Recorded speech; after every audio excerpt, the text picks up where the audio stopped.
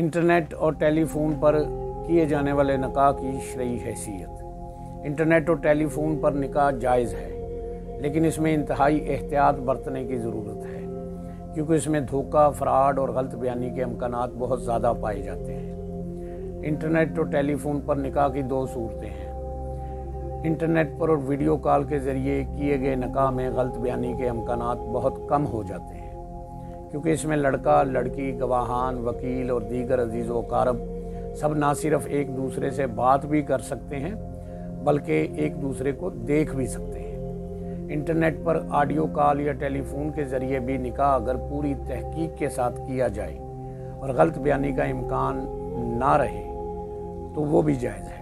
Internet और telephone पर निकाह के लिए दर्जे झेल तरीक़ेकार अपनाया जाए। सबसे पहले पाकिस्तान या जिस मुल्क में भी हों उसे निकाह फार्म लें और यहाँ वाला अपना मुतलका तमाम कवायफ उस पर पुर या फिल करे।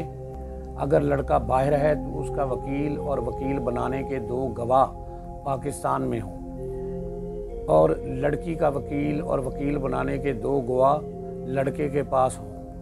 फिर जो फरीक बाहर है उसका नाम, पता और मखसूस जगह पर दस्तखत करने के लिए वो चारों फॉर्म उसके पास बज़रिया कोरियर भेजे जाएं। इस तरह बाहर वाला फरीक अपने मुतलका तमाम कवायफ पुर करे और वापस भेज दे। याद रहे, लड़की की तमाम ज़रूरी मालूमात और हक महर वगैरह सब कुछ वजाहत से उसमें दर्ज होना चाहिए, कोई जुमला मुबहिम ना हो।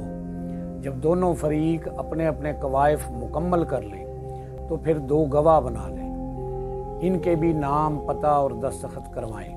अब निकाह ख्वाह को चाहिए कि वो पाकिस्तान में मौजूद फरीक से तमाम मालूमात हासिल करने के बाद इंटरनेट या टेलीफोन के ज़रिए बाहर वाले फरीक से भी पूरी वजाहत तलब करें, ताकि जो कुछ फॉर्म्स में लिखा हुआ है उसकी मुकम्मल तस्दीक हो जाए। अब आखिर में लड़के और लड़की की इजाज़त से दो गवाहों की मौजूदगी में इंटरनेट या टेलीफोन के ज़रिए हिजाब व कबूल करवाया जाए।